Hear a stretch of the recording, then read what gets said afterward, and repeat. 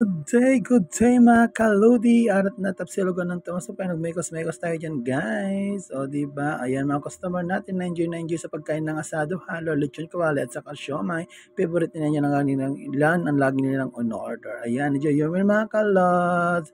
Ayan guys, o diba, enjoy na enjoy sila. Ayan, nag-fried rice tayo yan guys ng sangsilyasing kanin dahil naubusan na tayo ng rice.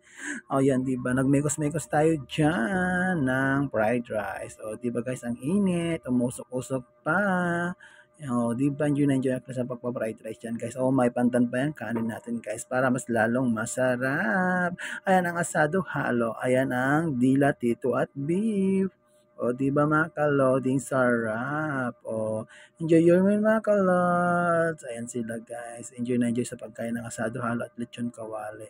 Sa katapa, tusino at mga silog-silog at iba. Shout out sa iyo, Boss Leo at Mr. Soratos. Ayan, Jing Soratos. Thanks for coming here, Top Silogan ng Tomas Mapua.